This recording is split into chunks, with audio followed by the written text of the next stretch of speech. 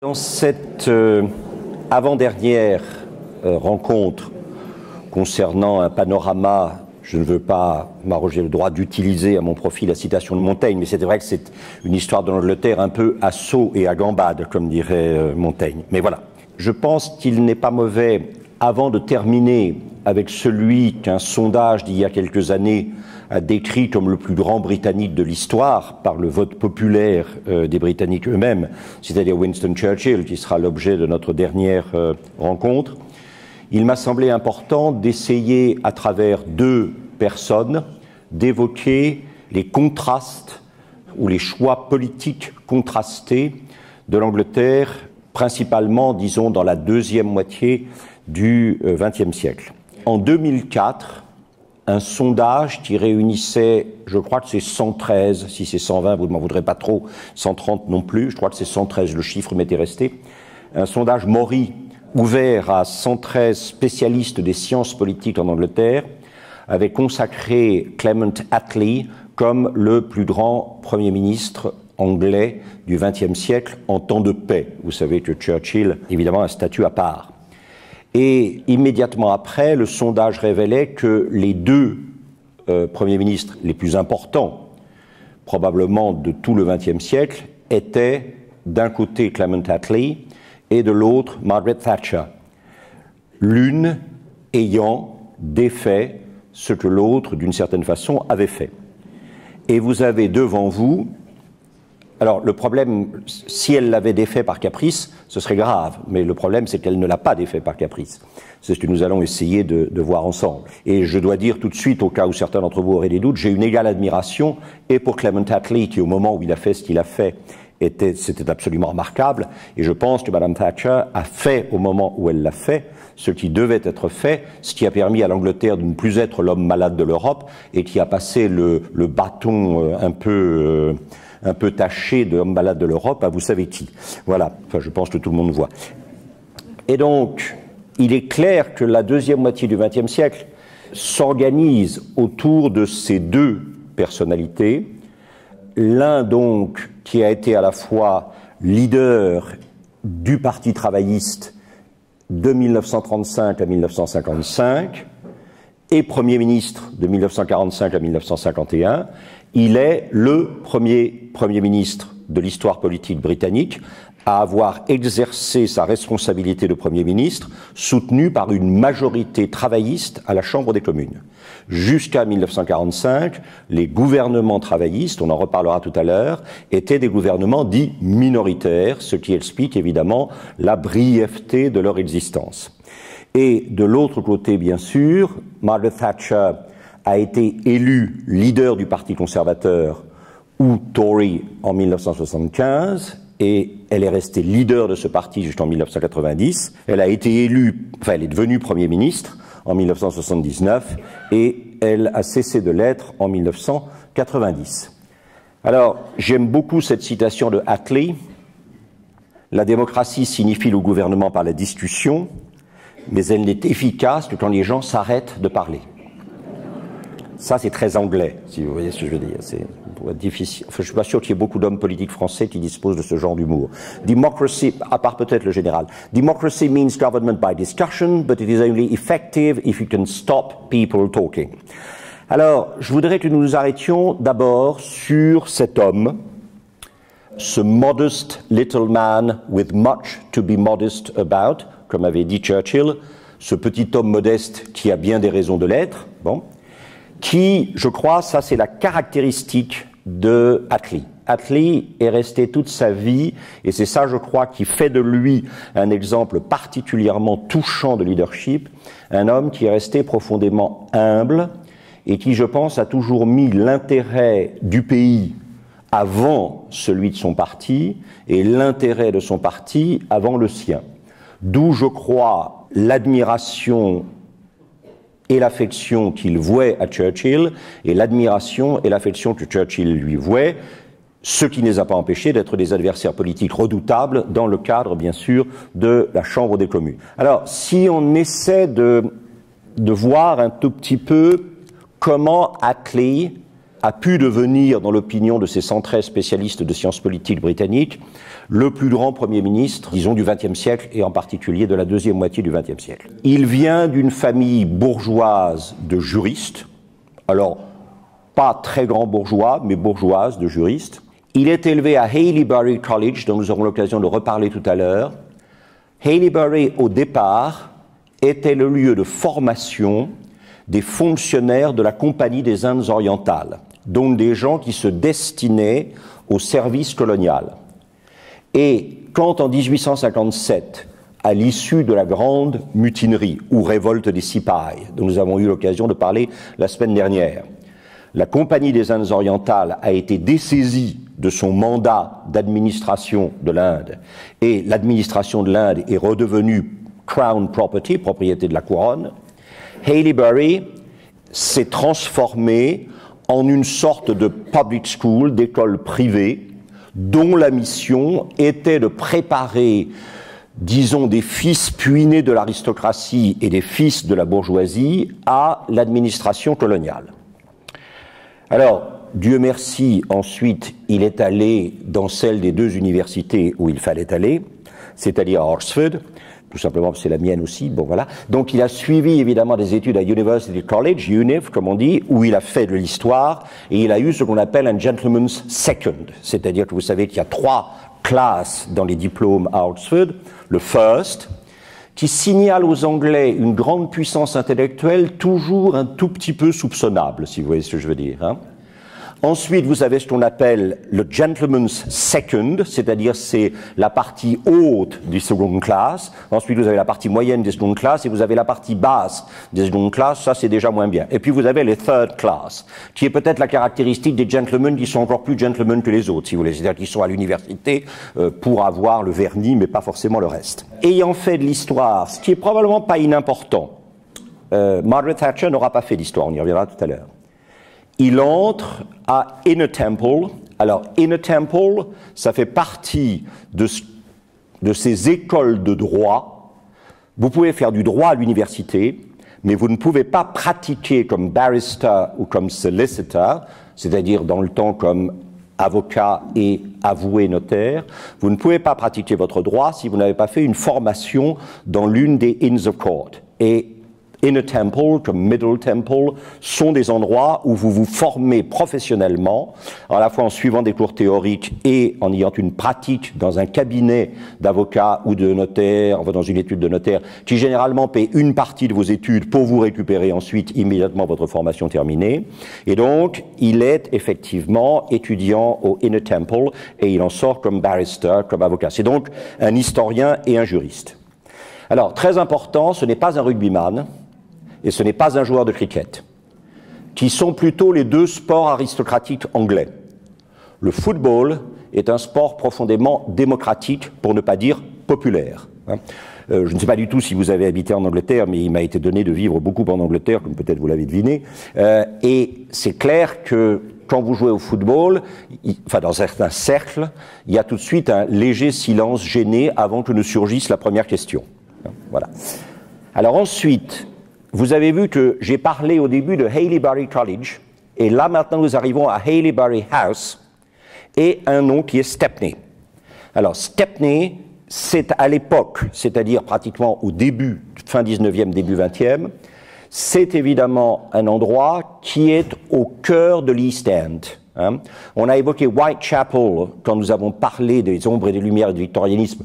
Whitechapel étant le terrain, passez-moi l'expression, de jeu de Jacques l'Éventreur, Jack the Ripper. Stepney est tout proche.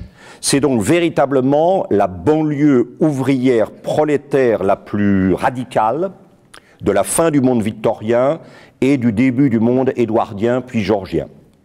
Et qu'est-ce que c'est que Haileybury House?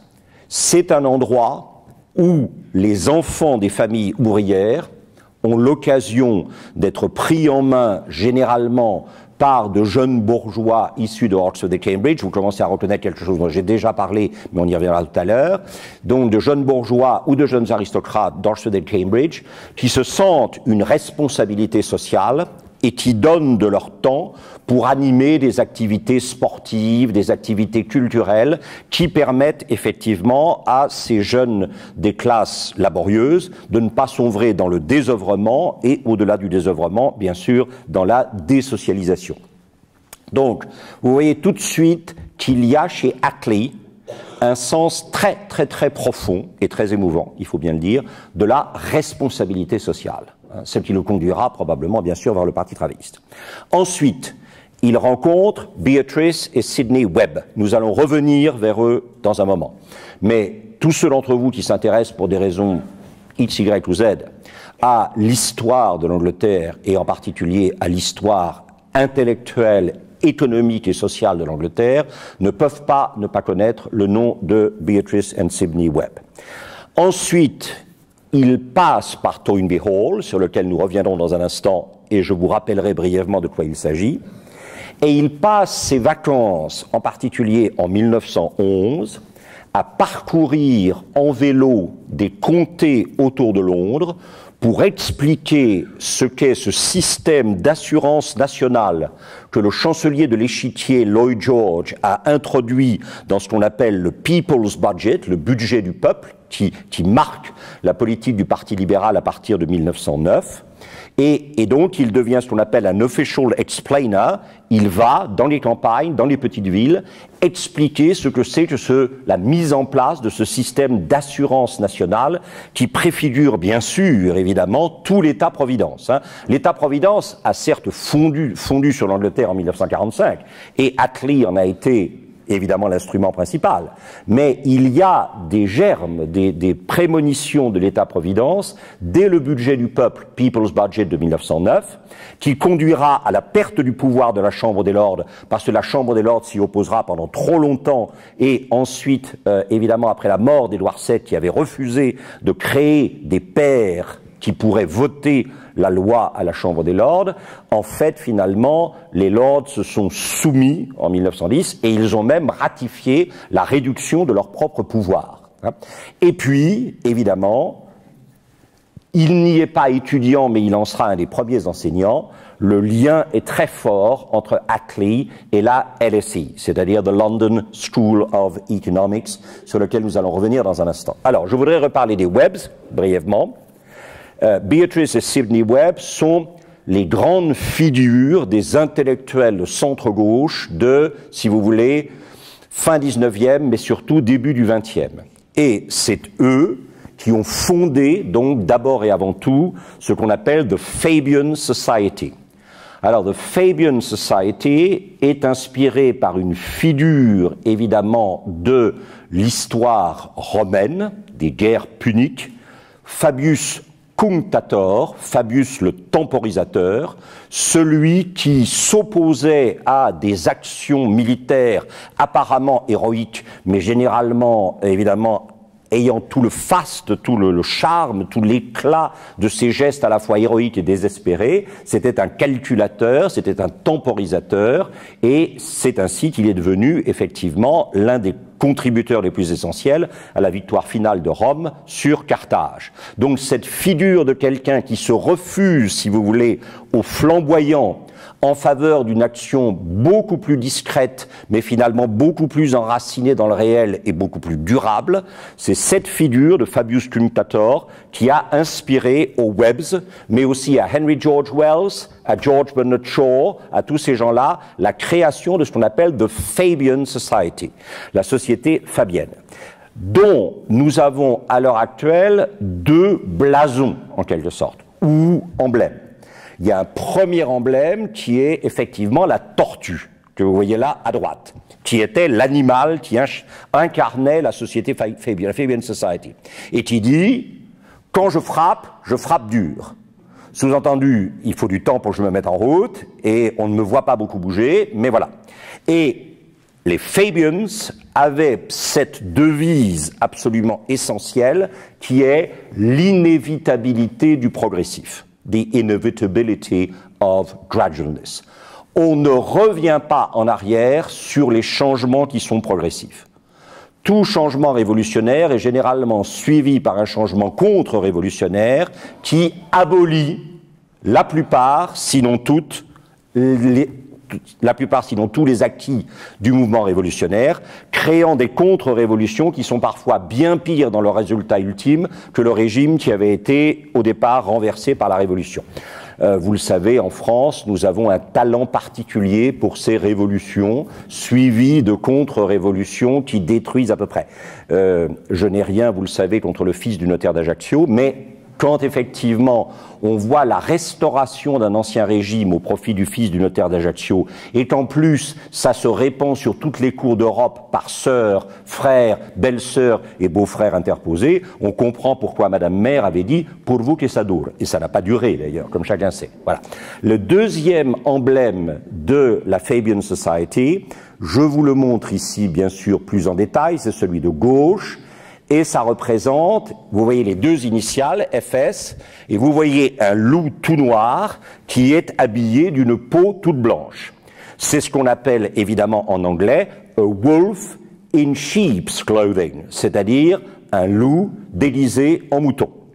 Donc l'idée, c'est que la société Fabian est quelque chose qui apparaît aux yeux des gens comme un mouton, quelque chose qui ne crie pas très fort, qui ne se manifeste pas de manière brutale ou violente, mais à l'intérieur, il y a une détermination de changement social qui est effectivement comme un loup attaché à sa proie et qui, évidemment, ne l'abandonne pas.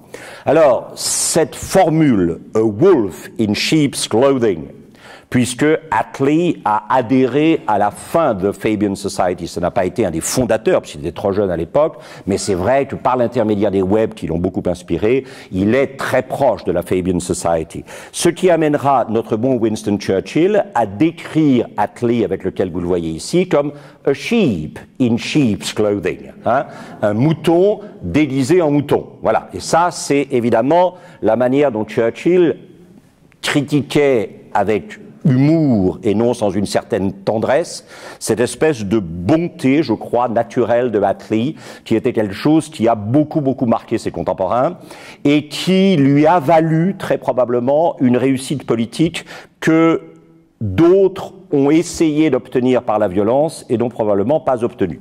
Alors, si on regarde ça, je vais chausser mes lunettes, c'est un vitrail. Alors ça, c'est le grand héritage de William Morris, cette idée que la restauration des arts décoratifs et de l'artisanat, de l'honneur de la main, sera conduit en Angleterre par un homme qui sera une des consciences de la gauche britannique, William Morris, et que, évidemment, il y a chez William Morris à la fois une conscience sociale très forte et en même temps une aspiration fabuleuse à un retour d'une société organique médiévale aujourd'hui disparue, et le vitrail qui devient un objet décoratif de l'intérieur des maisons plutôt qu'un objet sacré contribue à cette sacralisation du projet social de William Morris. Ce vitrail qui est celui de la Fabian Society nous dit « Remold it nearer to the heart's desire », refaçonnez-la en la rapprochant du désir du cœur. Vous retrouvez le wolf in sheep's clothing ici, hein, bien sûr, et là, effectivement, vous avez cette idée de pray devoutly, hammer stoutly. Prier avec dévotion et frapper avec force. Sous-entendu, l'inspiration doit être importante, mais la fermeté dans l'action n'est pas moins. Alors, les Webbs sont aussi derrière deux grandes institutions britanniques que vous connaissez certainement. Peut-être avez-vous vous-même été étudiant de l'une ou avez-vous peut-être été lecteur de l'autre.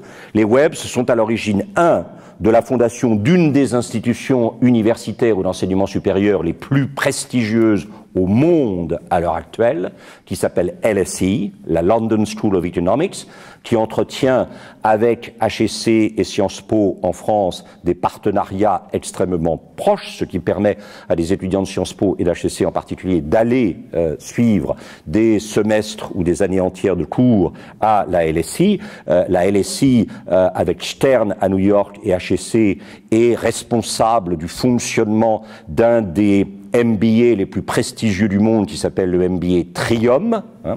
Et puis, de l'autre côté, vous avez cette sorte d'équivalent socialisant du libéral économiste ou de l'économiste libéral qu'on appelle The New Statesman, le nouvel homme d'État, qui est encore aujourd'hui un magazine extrêmement important d'influence et d'opinion et qui continue à véhiculer les idées de la Fabian Society au niveau de cette idée que tout progrès politique, économique et social ne peut durer que s'il est accompli de manière progressive, mais que cette progressivité requiert un engagement de ceux qui veulent obtenir ce progrès, d'autant plus dévoué à la cause, engagé, que le problème du progressif, c'est qu'on peut assez vite renoncer finalement à la vigilance sur l'avancée réelle. Alors, évidemment, vous vous attendiez à le voir ici, il est là, même si ça n'est pas quelqu'un du tout qui fonctionne dans les cercles intellectuels de Attlee. Ce personnage, bien sûr, c'est John Maynard Keynes, probablement un des économistes les plus influents de l'histoire de la science économique et du XXe siècle, dont la cote aujourd'hui n'est peut-être pas aussi haute qu'elle a été. Keynes ne fonctionne absolument pas dans les cercles de Attlee. Keynes, c'est quelqu'un qui tourne autour du Bloomsbury Group. C'est-à-dire, c'est quelqu'un qui est un ami intime de Virginia Woolf, de sa sœur Vanessa Bell, qui est un ami intime de Clive Bell, etc., etc. Donc, c'est quelqu'un qui fonctionne dans des milieux beaucoup plus intellectuels et esthétiques, beaucoup moins engagés socialement que, effectivement, Attlee. Mais c'est en même temps quelqu'un qui est obsédé par la dignité de la personne humaine, obsédé par la performance économique et la manière dont elle est ordonnée à la dignité de la personne humaine, et c'est quelqu'un qui sera utilisé, vous le savez, par Attlee quand il faudra aller essayer de sauver ce qui pouvait l'être du statut de la livre à la conférence de Bretton Woods. Vous savez que Keynes représentera l'Angleterre à Bretton Woods, il se sait très malade, pratiquement mourant, et il acceptera de partir, ce qui le condamne à mort, il rentrera de Bretton Woods pour mourir, mais il a voulu jusqu'au bout défendre effectivement les intérêts de la livre dans... voilà. Et j'adore cette phrase de Keynes, qui meurt en 1946, donc « The biggest problem is not to let people accept new ideas ». Le plus grand problème, ce n'est pas de conduire les gens à accepter de nouvelles idées, mais de les conduire à oublier les anciennes. To let them forget the old ones. Voilà. Alors, si nous revenons à cette éducation, donc nous avons une importance très grande des web, et des web dans deux domaines, la Société Fabian et la London School of Economics, dont nous allons probablement reparler par la suite. Voilà. Et puis, nous avons ici, effectivement, quelque chose dont nous avons déjà parlé, Arnold Toynbee, à gauche, ce jeune universitaire oxfordien, qui sera le premier à proposer des cours d'histoire sur la révolution industrielle dans l'une des deux grandes universités, c'est-à-dire Oxford. Vous le savez, non seulement intellectuellement, il annonce une nouvelle manière de faire de l'histoire, enracinée en particulier dans l'histoire économique. À ce titre, il est, même si certaines personnes ne le savent pas, il est une des sortes de voix prémonitoires de l'école des annales, c'est-à-dire cette idée que, dans l'histoire, l'économie joue un rôle fondamental qu'on ne lui a encore jamais accordé à l'époque, l'histoire étant plus préoccupée d'histoire militaire et d'histoire politique que d'histoire économique, jusqu'à l'arrivée de quelqu'un comme Arnold Toynbee sur la scène. Je vous le rappelle, il meurt, nous l'avions dit la dernière fois, à 31 ans. Il a effectivement complètement révolutionné l'approche historique, mais en même temps, il a invité de manière très pressante de jeunes et brillants étudiants d'Oxford et de Cambridge, qu'il décrit comme des privilégiés, à aller s'occuper de ceux qui n'ont pas eu la chance de ces privilèges dans les banlieues de Londres, dans les banlieues de l'East End londonien, et son œuvre sera continuée par ce couple que je vous ai déjà montré, le chanoine anglican Augustus Barnett et sa femme Henrietta, elle-même effectivement très liée à tout le mouvement environnementaliste par son amitié avec Octavia Hill, la fondatrice du National Trust, et c'est eux qui vont créer, donc, en mémoire de Toynbee, en souvenir de Toynbee, ce bâtiment qui ressemble comme deux gouttes d'eau à des bâtiments victoriens d'Oxford et de Cambridge, qu'on appelle Toynbee Hall, et où de jeunes Oxfordiens et Cambridgiens vont demeurer pendant 6 mois, 1 an, 2 ans, 3 ans, comme ce qu'on appelle des residents, des résidents, et où, avant d'entrer dans la vie professionnelle, ils consacreront une sorte de retour de tout ce qu'ils ont reçu, ils consacreront ce qu'on appelle aujourd'hui le service civique, ça pourrait être ça, si c'était bien organisé. Hein. Et d'ailleurs, moi je suis persuadé, je vous le dis très clairement, mais je pense que beaucoup d'entre vous le pensent aussi, tout ce qu'on reçoit et à quoi on ne contribue pas est quelque chose qui est dévalué. Donc, quand vous recevez quelque chose, même si c'est pour vous permettre de survivre, si vous n'y contribuez pas un peu, ça ne peut pas avoir véritablement une grande valeur. Et donc, il faut absolument que les gens contribuent. Et là, ces jeunes, effectivement, contribuaient. Je vous avais montré la Whitechapel Art Gallery, nous n'y reviendrons pas. C'est un endroit très important, car encore une fois, les voilà, ces groupes de jeunes universitaires, de jeunes résidents de Toynbee Hall, qui vont mener, vous savez, l'enquête sociologique sur la pauvreté de Charles Booth dans les rues de Londres. Et puis, parmi les 2 personnages les plus importants qui passeront par Toynbee Hall, parce qu'ils vont marquer complètement la pensée politique, économique et sociale de la deuxième moitié du XXe siècle, c'est William Beveridge, qui va découvrir à Toynbee Hall le sujet, évidemment, de sa future thèse sur le chômage, et qui ensuite sera chargé par Churchill, qui s'en voudra toujours de lui avoir confié cette mission, son fameux rapport qu'on appelle le rapport Beveridge, qui est à l'origine de la création de l'État-providence, rapport remis en 1942. Et puis, il y aura, effectivement, parmi les résidents de Toynbee Hall, Clement Attlee, que vous retrouvez ici à droite, qui sera très proche de Beveridge et qui engagera le Parti travailliste dans la campagne électorale des élections générales de 1945, celles qui verront la fin du gouvernement de coalition nationale et le retour à la politique traditionnelle. Attlee fera de la mise en application du rapport Beveridge sous la forme de ce qu'on appelle l'État-providence, de welfare state, dont une des composantes majeures est effectivement la sécurité sociale, the National Health Service. Attlee, donc, sera le 2e grand personnage dont le passage par Toynbee Hall marquera toute la carrière politique. Alors, la London School of Economics, nous en avons déjà parlé, hein, elle est créée par les Webbs en 1902.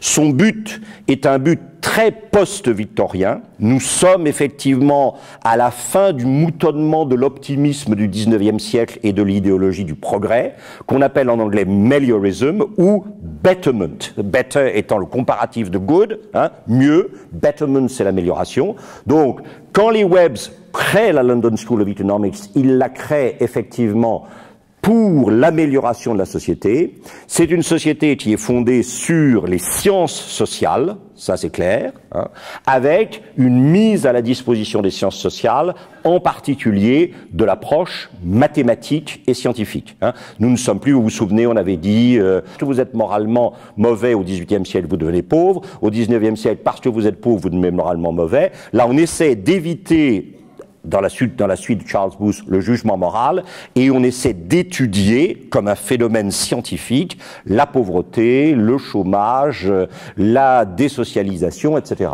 Et du coup, dans le blason de la London School of Economics que vous avez à droite, vous avez des livres qui sont très bien, mais vous avez encore mieux le castor, hein, c'est-à-dire celui qui est sans cesse au travail, qui ne cesse jamais de travailler. C'est une sorte d'hommage, de chant, de louange à l'égard du travail.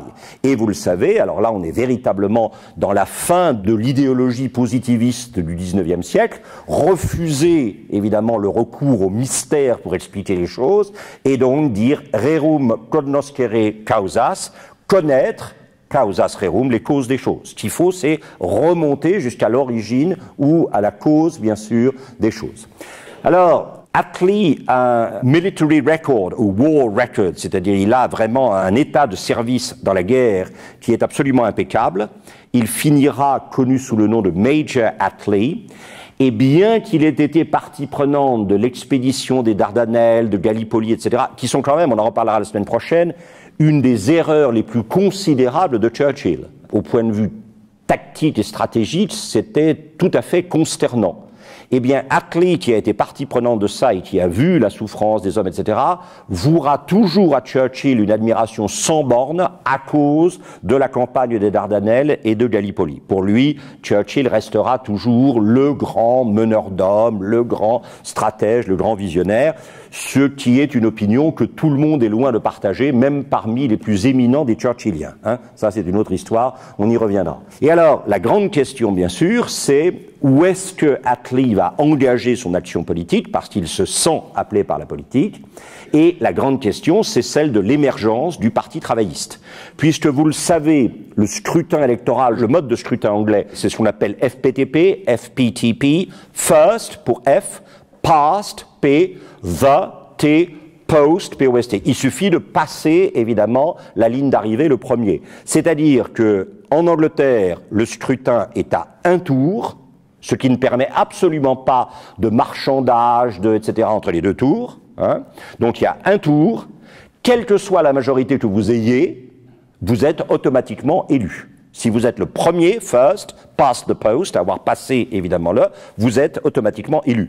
Ce qui veut dire, et c'est un des problèmes majeurs de ce système, c'est que si vous êtes, mettons qu'il y ait par exemple 5 ou 6 candidats, ce qui arrive souvent dans des circonscriptions britanniques, même encore aujourd'hui, hein, si vous êtes l'un de 5 ou 6 candidats, très probablement, vous êtes élu par une majorité pour le moins qualifiée.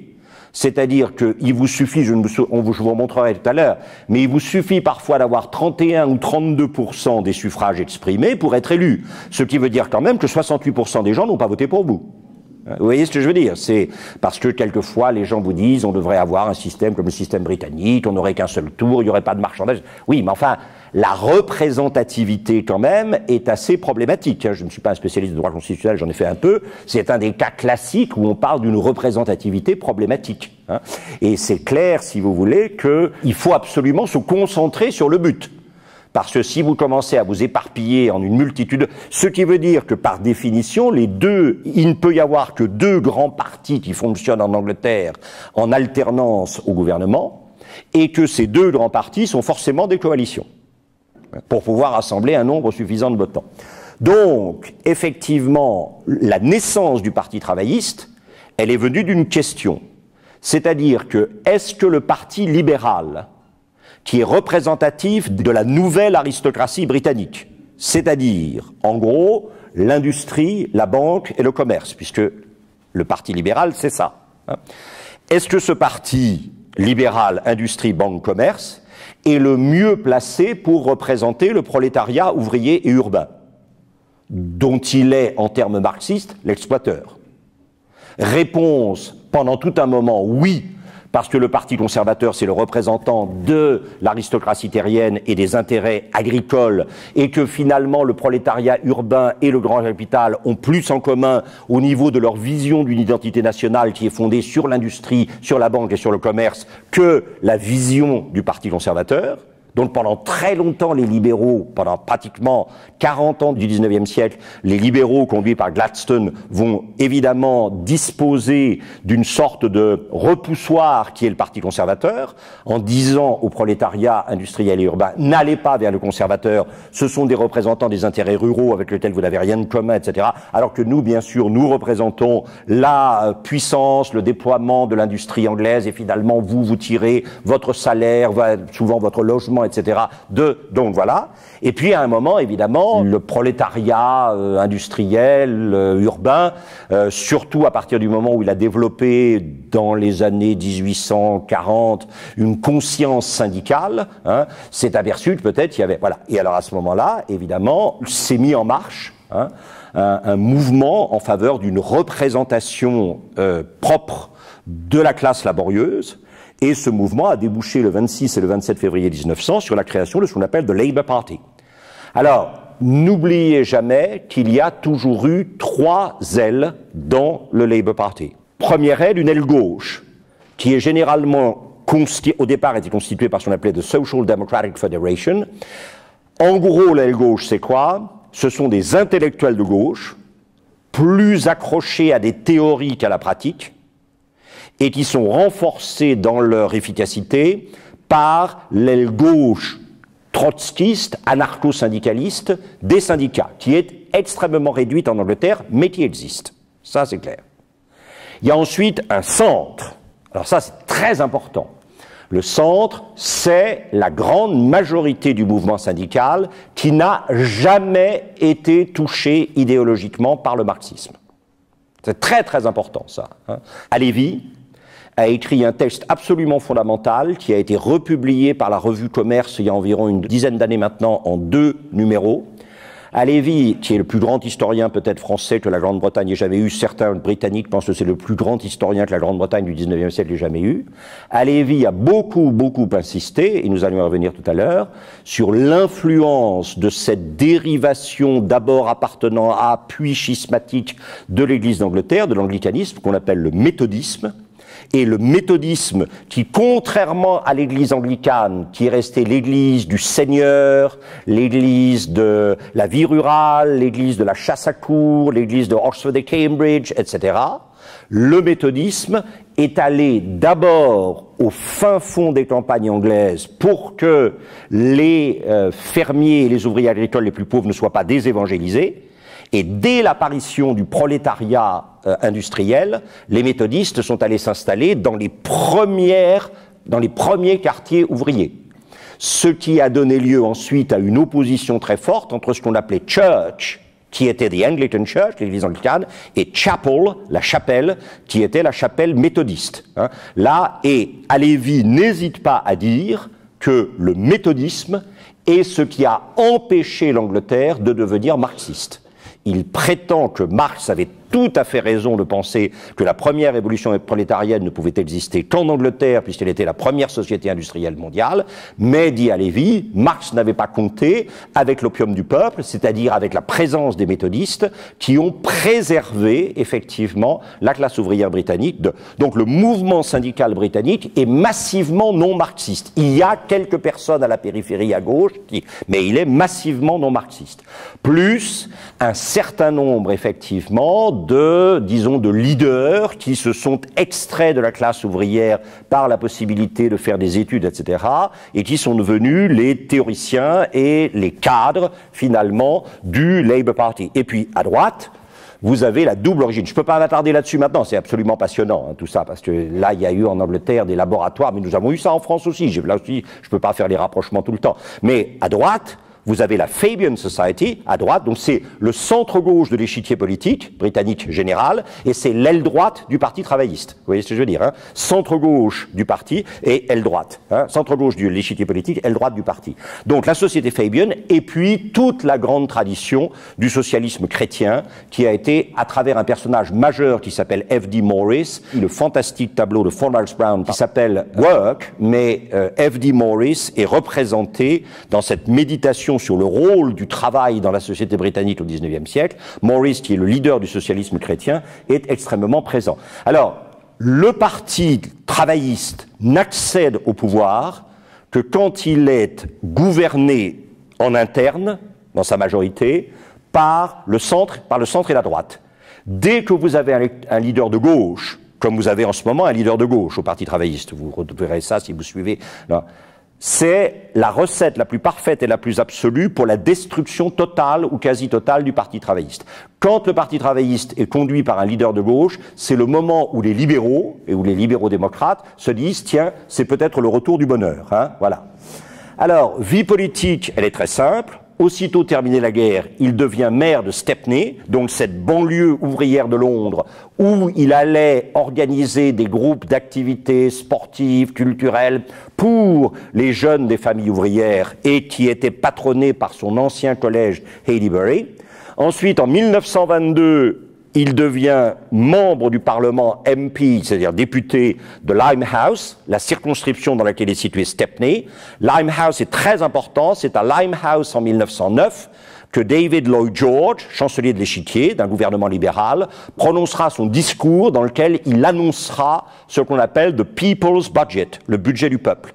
Budget qui va, pour la première fois, envisager de ponctionner l'augmentation des revenus fonciers créés au profit de certains aristocrates par l'extension de l'urbanisme britannique. C'est-à-dire qu'un certain nombre de familles aristocratiques anglaises, tout au long du XIXe siècle, ont gagné des sommes d'argent faramineuses parce que leurs terres agricoles ont été progressivement incorporées dans l'espace des grandes villes industrielles en croissance.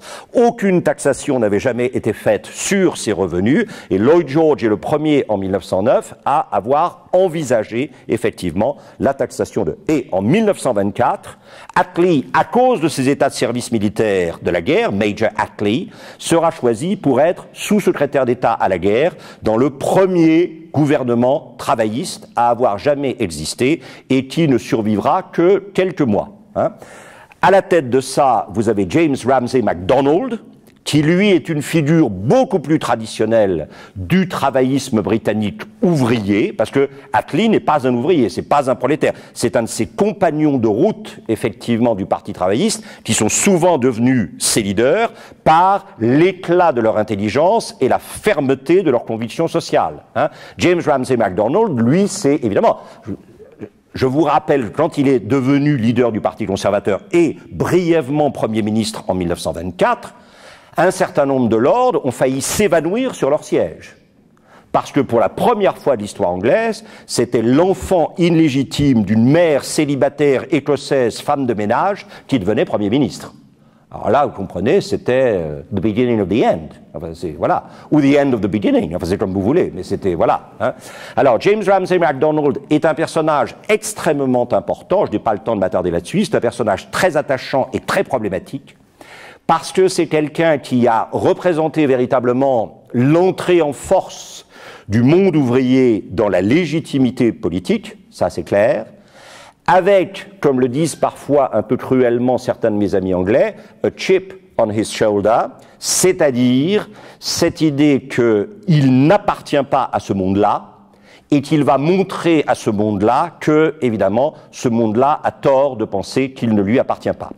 Et en particulier, c'est quelqu'un qui est incapable de déléguer, et c'est quelqu'un qui est incapable de créer des équipes, vivant toujours dans la suspicion, même à l'égard de ses plus proches collaborateurs, parce qu'il s'est fait entièrement tout seul. Et que tout ce qui n'est pas tout seul est pour lui évidemment soupçonnable. Ce qui en fait ruinera la carrière politique de James Ramsay MacDonald, qui est une figure aujourd'hui de haine absolue, je vais vous expliquer pourquoi, de la part du Parti travailliste traditionnel, en particulier de la part de la gauche du Parti travailliste. Donc il forme son premier gouvernement après les élections générales de 1924, parce que le Parti travailliste n'est même pas le premier parti d'Angleterre, mais aucun des autres partis, c'est-à-dire les conservateurs, les libéraux divisés en deux tendances, la tendance Lloyd George, la tendance Asquith, sont incapables de former une majorité, ne veulent pas s'embarrasser de la responsabilité d'un gouvernement qui ne durera pas, et donc Ramsay MacDonald est appelé par le roi à former le gouvernement parce que personne d'autre ne veut le former.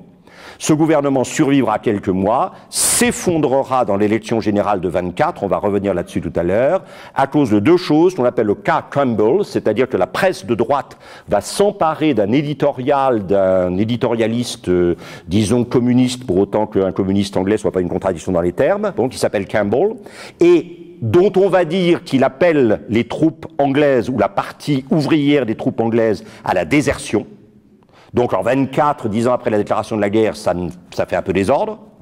Et puis, ceux d'entre vous qui s'intéressent à l'histoire d'Angleterre, vous savez, il y a cette fameuse lettre de Zinoviev, commissaire évidemment bolchevique, qui écrit aux responsables du Parti communiste britannique, et ça c'est véritablement a tiny number of people, un tout petit nombre de gens, mais il y a quand même un leader, bien sûr, il leur écrit pour leur dire qu'il faut soutenir le gouvernement travailliste, parce que le gouvernement travailliste, évidemment, favorisera le développement du communisme en Angleterre, et surtout, favorisera l'ancrage de l'Angleterre auprès de la grande union des républiques socialistes soviétiques, au détriment de ses alliances américaines, françaises, etc. Cette lettre est un faux, ça a été prouvé depuis.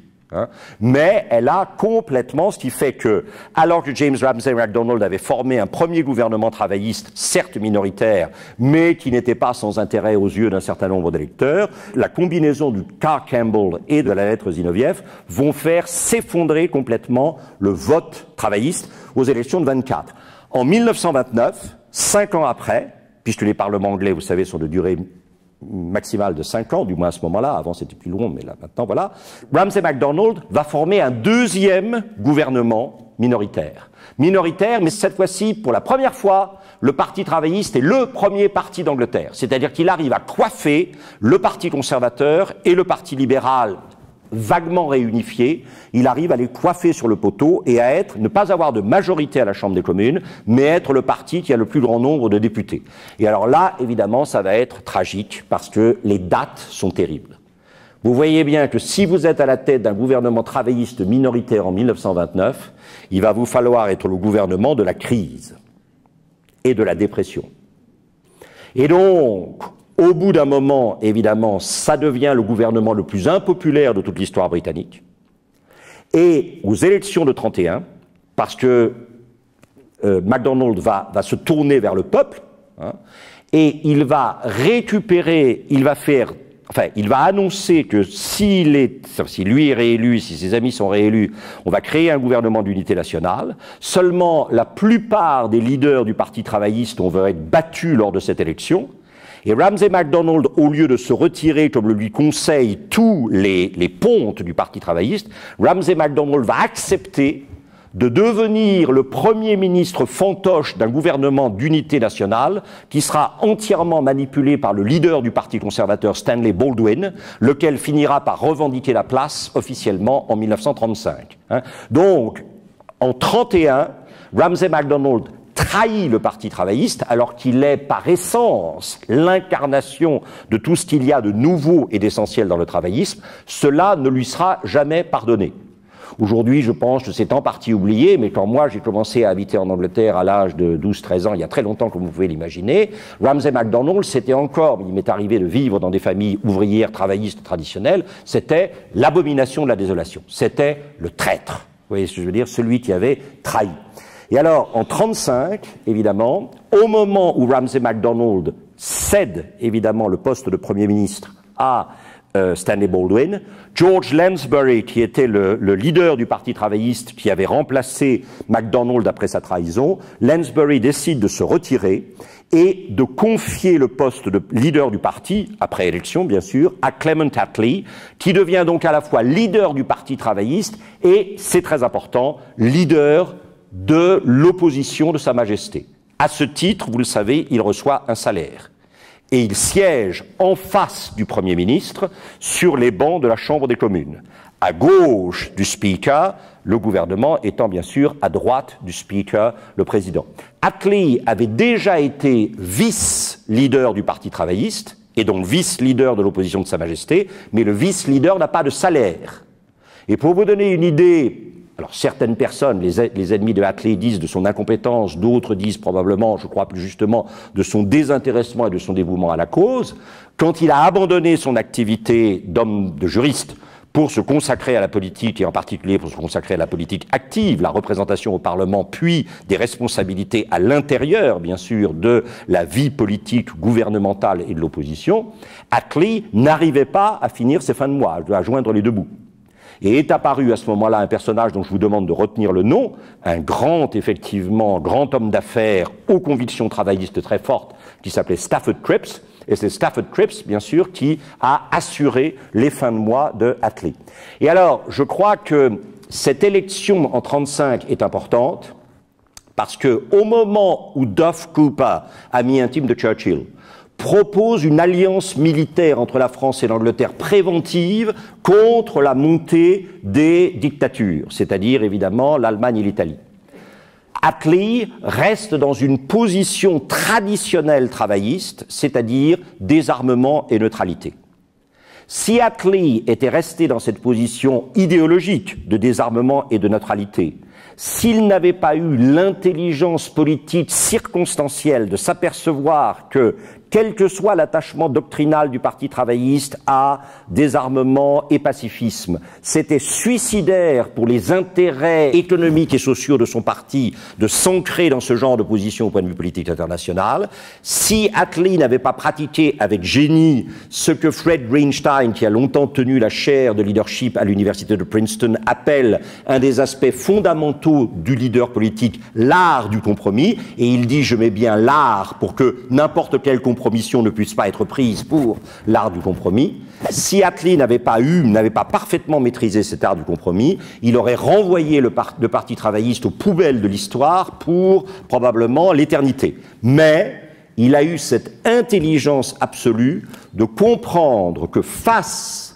à l'apaisement, qui était devenu effectivement la doctrine officielle de Chamberlain, il fallait qu'il ancre le Parti travailliste dans, paradoxalement, la résistance. Et c'est ce qu'il a fait. Vous le savez bien sûr, cette résistance s'est manifestée particulièrement au moment de Munich, dont vous avez évidemment une photo ici. le retour, je n'ai pas montré le retour de Daladier bien sûr, mais j'ai montré le retour de la paix pour, etc., de Chamberlain à l'aéroport de Heston, hein, et vous le savez, la fameuse phrase de Winston Churchill qui est absolument là, alors vraiment, on se dit surtout aujourd'hui que dans l'ordre de l'art oratoire, la politique n'a pas marqué des points, si vous voyez ce que je veux dire, hein. La phrase de Churchill est absolument extraordinaire. On vous avait donné le choix entre la guerre et le déshonneur. Vous avez choisi le déshonneur et vous aurez la guerre.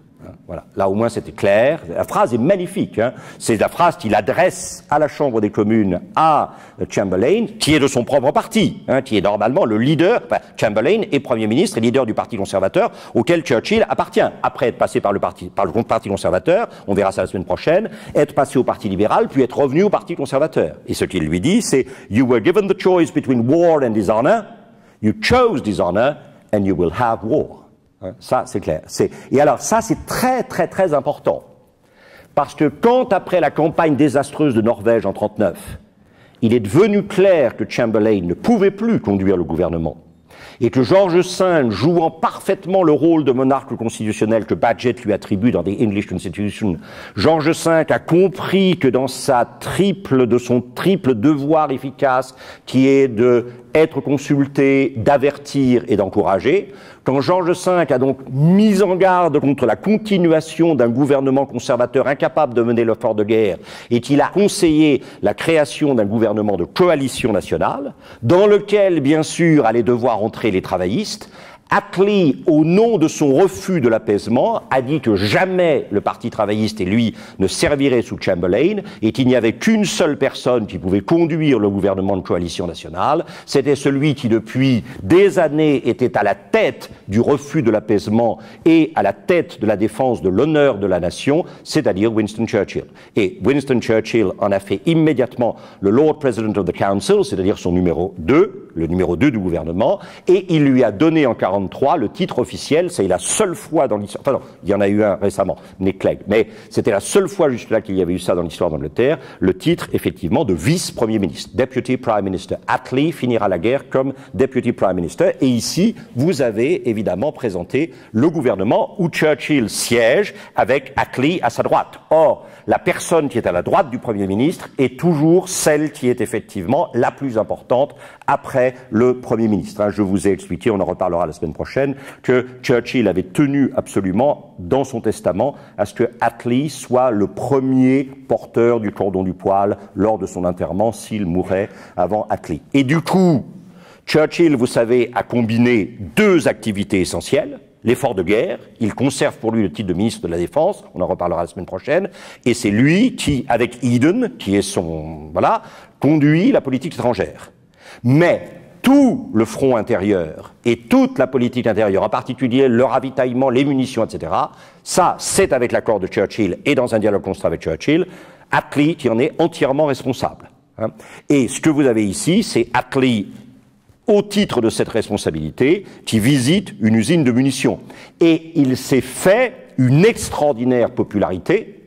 À la fois, Churchill l'adorait et le considérait comme probablement la seule personne à qui il pouvait en toute confiance déléguer ce domaine-là, mais là, Attlee était en train de préparer la victoire de 45. Vous voyez ce que je veux dire? C'est-à-dire que finalement, ce choix churchillien s'est retourné contre lui, puisque Attlee a pendant la guerre accumulé une popularité qui, quand il a fallu choisir au moment du retour à la vie politique normale entre les conservateurs et les travaillistes, Attlee représentait pour le Parti travailliste un leader qui était parfaitement acceptable par l'ensemble de l'opinion publique, même au détriment de Churchill, qui était pourtant l'incarnation de la victoire. Vous voyez ce que je veux dire? Ça, c'est très important.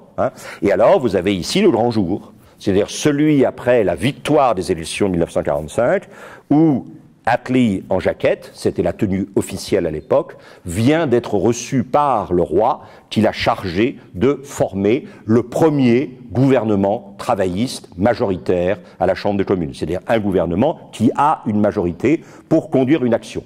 Et alors ici, je crois, il faut vraiment signaler un autre aspect très remarquable de Attlee, c'est cette capacité à rassembler autour de lui des hommes essentiels, même quand ils ne sont pas directement ceux qui sont les plus proches de lui au point de vue opinion politique. Dans le livre de Greenstein sur le leadership que je signalais à l'instant, la deuxième grande qualité du leader que donne Greenstein, c'est ce qu'il qu'il appelle organizational talent, le talent organisationnel. C'est-à-dire le talent pour créer des équipes qui soient capables de répondre à des problèmes spécifiques que pose le réel à la communauté, qu'elle soit entrepreneuriale, nationale, etc. Et donc, cette idée qu'au fond, ce qui fait le leader, c'est le recrutement. Et Attlee a été un très grand recruteur. En particulier ce personnage, Ernest Bevin, qui est l'ancien secrétaire général du TUC, c'est-à-dire de la Confédération syndicale anglaise, qui est un garçon qui pendant très longtemps n'a su ni lire ni écrire, et qui va devenir un extraordinaire ministre des Affaires étrangères, secrétaire d'État au Foreign Office, qui sera l'artisan de l'ancrage du travaillisme britannique dans l'opposition à l'Union soviétique. Staline disait qu'il n'avait pas de détestation plus grande dans le monde britannique. Churchill, il l'adorait, Attlee, il trouvait très bien, mais que sa détestation la plus absolue, c'était Bevin, parce que Bevin était un homme du peuple, Bevin était un homme de gauche, et que Bevin avait la haine de l'Union soviétique et la haine du communisme. Ça, c'est clair. Et alors, vous le savez, c'est très émouvant, ça. On en reparlera peut-être pas la semaine prochaine. Quand Churchill est allé à la première séance de Potsdam, de la conférence de Potsdam, c'était dans le cadre de la campagne électorale qui allait conduire en juin 1945 à la première élection depuis la déclaration de guerre. Et ça, c'est la grandeur de Churchill, c'est la grandeur du système politique britannique. Churchill a prévenu tout de suite Truman, puisque Roosevelt venait de mourir, et Staline, il leur a dit, je vous préviens, je ne viendrai pas sans le leader de l'opposition et le secrétaire d'État aux Affaires étrangères fantôme. Vous savez ce qu'on appelle, c'est le personnage qui... Voilà.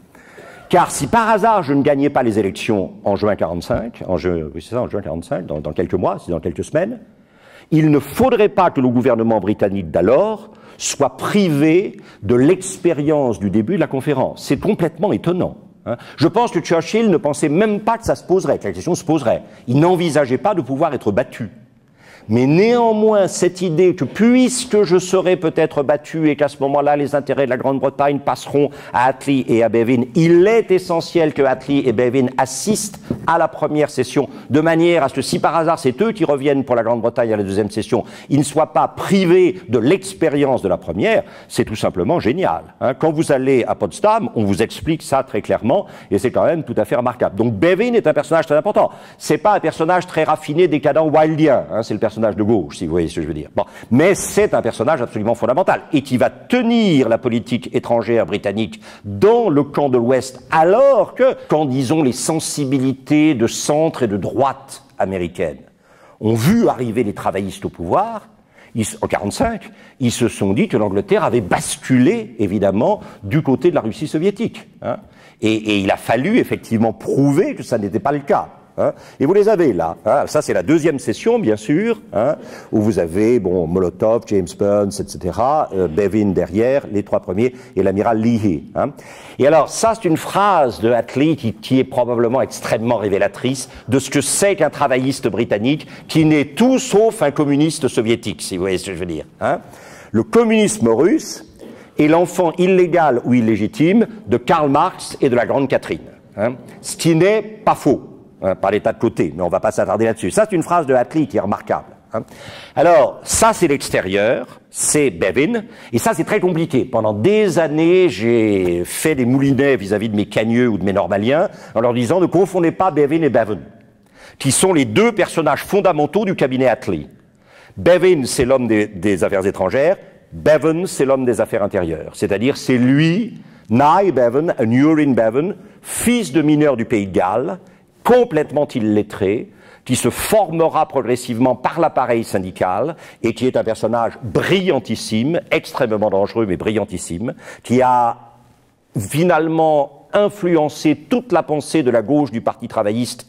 Selon certains, comme Harold Wilson, qui ont été parmi ses plus fidèles, ont réussi à se dégager pour devenir des leaders consensuels du Parti travailliste. Mais Urin, ou Nye Bevin, comme on l'appelait, est un personnage absolument magnifique, un personnage très très important. Et il a été l'homme auquel Attlee a confié la mise en place du rapport Beveridge, c'est-à-dire la transformation du rapport Beveridge et de ses recommandations en la réalité d'un État-providence. Alors, vous avez ici deux biographies, pour ceux d'entre vous qui vont sur le site au risque du regard.fr, vous trouverez ça. Les deux biographies les plus récentes et les plus performantes sur Attlee et Bevin sont ici, effectivement. Et Bevin, si vous voulez, et Attlee se sont fixés un but. Ce but, c'était quoi? c'était de ne pas recommettre l'horreur de Lloyd George après la fin de la Première Guerre mondiale. Vous avez ici cette phrase de Lloyd George que tous les historiens britanniques connaissent. « What is our task ?» dit Lloyd George, devenu Premier ministre pendant la guerre de 14 dans un espèce de 14-18 de coup d'État, hein, contre Asquith, son propre Premier ministre. « What is our task? To make Britain a fit country for heroes to live in. » Et on a résumé ça souvent sous une formule, « a land fit for heroes », une terre qui serait digne de ses héros. Et alors évidemment, vous le savez, non seulement Lloyd George n'a pas réussi, mais l'incapacité de Lloyd George à mener la politique britannique dans l'immédiate après-guerre a conduit à une amplification des conséquences économiques et sociales de la crise de 29. Je ne sais pas si vous vous souvenez de cette magnifique photographe qui s'appelle Gisèle Freund, qui a été la photographe officielle de François Mitterrand quand il a accédé à la présidence de la République pour la première fois. Gisèle Freund a fait, fin des années 20, début des années 30, des photographies absolument déchirantes des communautés minières du pays de Galles, dont Aneurin-Bevan, Nye-Bevan était sorti. Et d'où, évidemment, la présence de Beveridge. Vous vous souvenez de cette caricature que je vous avais déjà montrée, cette idée que Beveridge, qui est ici à gauche, avait dit « Si nous voulons faire de l'Angleterre une terre digne de ses héros après la Deuxième Guerre mondiale, alors qu'elle ne l'a pas été après la Première, il faut que nous menions un combat déterminé contre want, le besoin, le manque, le besoin, la déprivation, effectivement l'ignorance, donc le problème du système scolaire, disease, le système de santé, squalor, c'est-à-dire la qualité évidemment de l'habitat, et idleness, le chômage. Ça c'est clair. Et alors évidemment, en 1945, dans la fameuse campagne de 1945 qui a balayé Winston Churchill de manière complètement folle, enfin je veux dire, personne n'avait pu penser que le héros de la guerre, celui qui avait incarné l'unité nationale, la volonté de résistance, etc., pourrait être battu en 1945.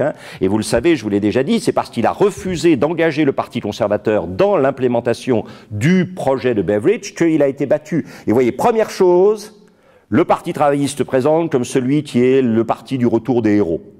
Qui trouveront un pays digne d'eux. Le parti qui assurera de vrais emplois. Le parti qui assurera un véritable habitat digne de familles ouvrières. Le parti qui assurera les retraites et la dignité des personnes âgées, et le parti qui assurera l'avenir de la jeunesse, c'est-à-dire l'éducation. Toutes ces affiches étaient les affiches qui étaient collées sur toutes les murs des villes anglaises pour appeler au printemps 45 la population britannique qui sortait de la guerre à voter pour le Parti travailliste. Et ce genre de photo est très importante, puisqu'il montre Aneurin-Bevan, Nye-Bevan, au chevet d'une jeune femme dans le nouveau National Health Service, les nouveaux hôpitaux de la sécurité sociale mis en place, avec l'accord et avec bien sûr la dignité de l'appui religieux à cette œuvre. Et bien sûr, le gros problème, c'est comment vous financez tout ça. Bonne question. Qui, évidemment, va conduire à des nationalisations massives, qui seront peut-être d'ailleurs par quoi le problème. Et vous avez cette phrase de Attlee, qui est, quand on connaît Attlee, très émouvante. Il a été un homme de charité lui-même. Et il dit, la charité est une chose un peu grise, un peu froide et sans beaucoup d'amour. Si un homme riche veut aider les pauvres, il faudrait qu'il paie ses impôts avec plaisir et non pas distribuer de l'argent suivant son caprice. Alors vous sentez bien qu'il y a ici une volonté d'organiser et de créer une globalisation sociale de la responsabilité vis-à-vis des éléments les plus vulnérables. Évidemment, en 1937, c'est la catastrophe. Il n'y a plus un rotin. Et donc, il faut absolument trouver des sous. Donc, il faut mettre à la tête des finances quelqu'un qui sache créer de la richesse avant de se préoccuper de la redistribuer. Je ne sais pas si vous voyez la pertinence de ce genre de notion pour... Enfin, vous voyez comme quoi, finalement, plus on sait l'histoire, plus on est amené à... Voilà. Et alors, revient, vous savez, j'en ai parlé tout à l'heure, quand Attlee, au début des années 30, était Deputy Leader of His Majesty's Opposition, et qu'à ce titre, il ne touchait aucun salaire, et il avait vraiment des fins de mois très très difficiles. Sa femme raconte des histoires absolument folles là-dessus. Il avait été financé par Stafford Cripps, grand industriel travailliste, neveu de Beatrice Webb, la fondatrice de la société Fabian, de la LSI, etc. Et Stafford Cripps lui avait assuré ces fins de mois, et c'est vers lui que Attlee va se tourner en 1937 en le nommant chancelier de l'Échiquier. C'est-à-dire responsable des finances britanniques et en lui donnant comme mission de pouvoir financer justement l'effort. Et regardez la phrase de Churchill qui est absolument extraordinaire, hein, la phrase de Churchill est magnifique. Il a toutes les vertus que je déteste et aucun des vices que j'admire. C'est extraordinaire, hein, c'est vraiment fabuleux. Et alors, qu'est-ce qui se passait à l'époque? Il y avait à la fois, alors c'est la succession 47, Hugh Dalton cesse d'être chancelier de l'Échiquier, il est remplacé par Stafford Cripps, et le problème, c'est le remboursement de l'End-Lease, le pré-bail rooseveltien, car Truman, qui ne se sentait pas engagé par le pré-bail rooseveltien, a demandé tout de suite le remboursement, ce que la Grande-Bretagne n'avait jamais pensé devoir faire aussi vite, dès 45, 46. Hein. Deuxièmement, il fallait financer l'État-providence, et troisièmement, il y avait le coût d'entretien de l'Empire. Hein. Et alors, évidemment, Cripps a quand même eu cette phrase magnifique, hein, la puissance de production est la fondation de la force économique d'un pays. C'est-à-dire, si vous ne vous intéressez pas à ce que vous produisez, si vous ne vous intéressez pas à la production, vous n'avez pas de puissance économique, et donc la redistribution, c'est de la monnaie de singe et des illusions. Suivez mon regard, là aussi. Hein, voilà. Et donc, Cripps et Attlee partagent un même intérêt pour l'Inde. L'intérêt de Attlee vient de Haileybury, vous vous souvenez, cette école destinée au service colonial, etc., dans laquelle il a fait ses études secondaires. En 1927, au début de sa carrière politique, il est incorporé dans une commission parlementaire d'enquête dirigée par un personnage qui s'appelle Simon et qui va aller enquêter sur place en Inde sur les revendications nationalistes du Congrès. Hein. Et donc, c'est le gouvernement Attlee et Cripps qui conduiront, bien sûr, Haileybury, qui n'est pas une petite école miteuse, hein, comme vous voyez. Bon. Et puis la commission Simon, qui sera très critiquée parce qu'elle ne comporte aucun Indien. Aucun Indien n'est inclus dans cette commission d'enquête sur les éventuels problèmes de relations entre... Voilà. Et alors, je n'ai pas résisté au plaisir de vous citer cette phrase extraordinaire, il faut bien dire, de Churchill. Là, il y a un problème, j'y reviendrai la prochaine fois. Hein. Il est alarmant et un peu, nauseating, ça vous donne la nausée, de voir M. Gandhi, juriste séditieux du Middle Temple, d'un type qu'on connaît bien dans l'Est, hein, maintenant jouer les fakirs, pas mal quand même comme formule, hein, jouer les fakirs et entrer à grande enjambée à moitié nu dans le palais du vice-roi pour négocier d'égal à égal avec le représentant du roi empereur. La phrase de Churchill est, je veux dire, comment peut-on autant se tromper sur quelqu'un, hein?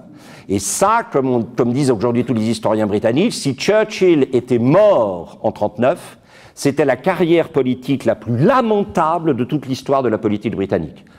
Pas une seule erreur n'avait été évitée, nous y reviendrons la prochaine fois. Hein. Et vous avez ici Gandhi en 1930, hein, à Canning Town, rendant visite à devinez qui, non pas Churchill certainement, mais Charles Chaplin, bien sûr. Hein. Et voici Stafford Cripps avec Gandhi. Et comme vous le savez, ça se terminera par la nomination de Lord and Lady Mountbatten comme vice-roi et vice-reine des Indes, chargé évidemment de solder l'héritage britannique.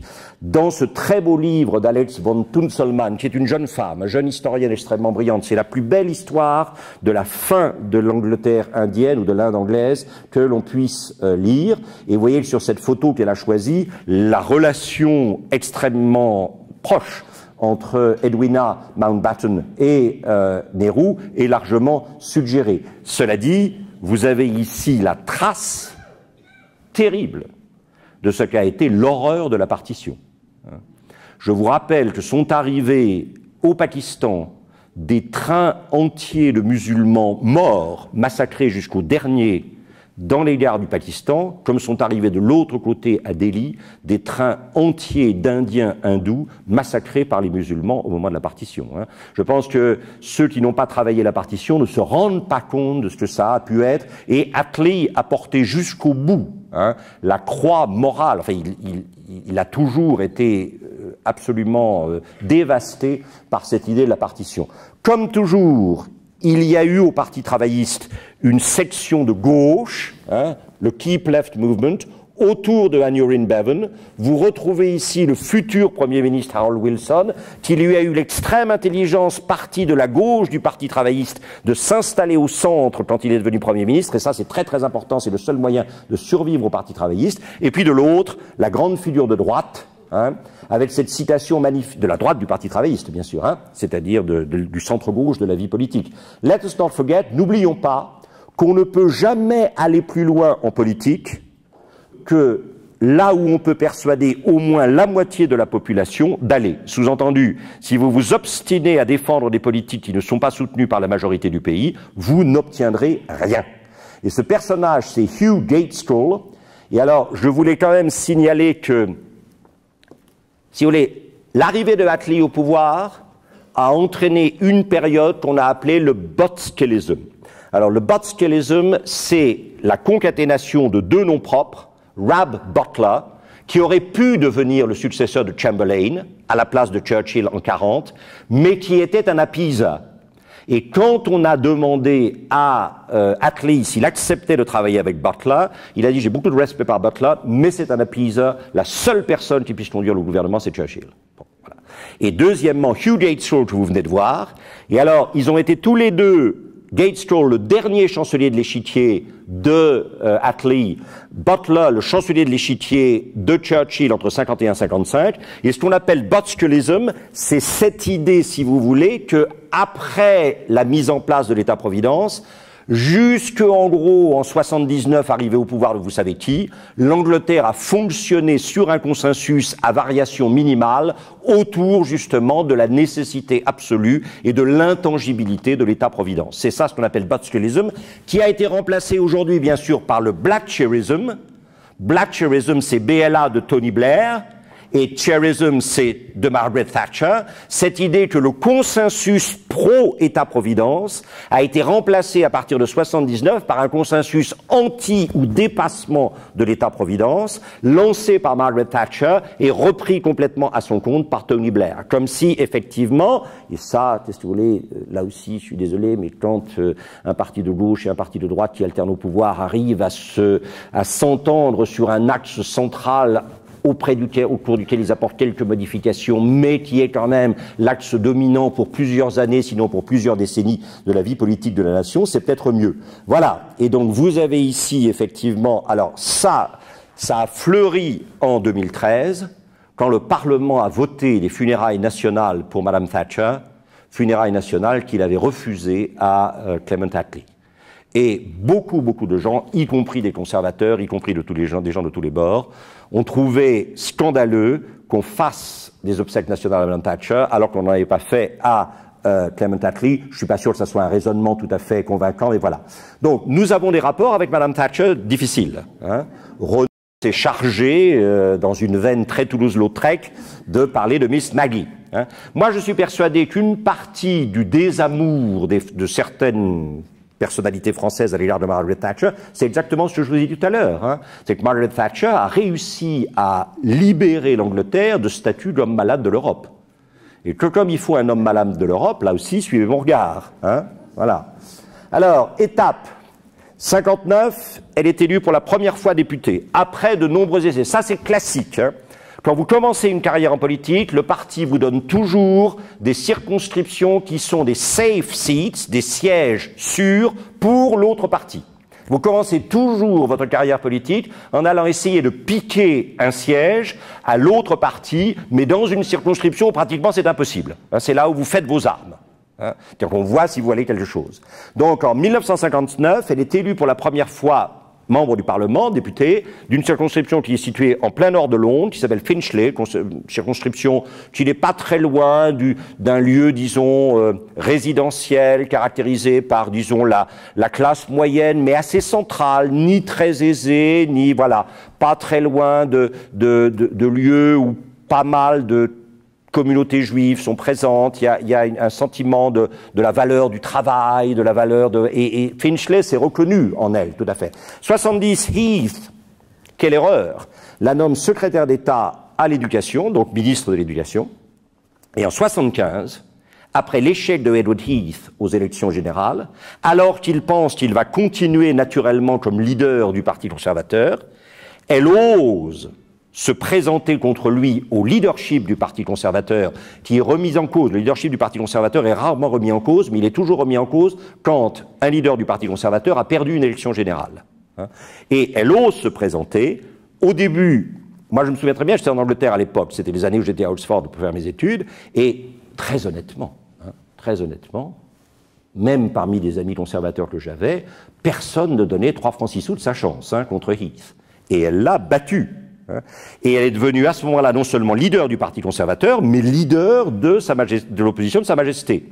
Et quand évidemment Harold Wilson s'est éclipsé pour une double raison qui était des liens pas très clairs entre certaines personnes de son entourage et les services secrets russes, et quand surtout on a appris qu'il avait ce qu'on n'appelait pas encore à l'époque de manière générale un Alzheimer, mais quand même, il s'est retiré, il s'est laissé la place à James Callaghan. Et elle a gagné sa première élection générale en 79, et à ce moment-là, elle a effectivement été inévitablement nommée Premier ministre. Et elle a été, avant Blair, le Premier ministre qui a réalisé son fameux hat-trick, le coup du chapeau, puisqu'elle a été élue successivement 3 fois, en 79, en 83, en 87. Et elle, qui avait renversé Heath par une sorte de révolution de palais, a elle-même été renversée par une révolution de palais en 90. Voilà, Heath, dont elle a scellé, Heath l'appelait « that woman ». C'était pas vraiment un compliment, si vous voyez ce que je veux dire. Et ce qu'elle a fait, alors ça c'est très important, un Premier ministre britannique fonctionne toujours de 2 manières.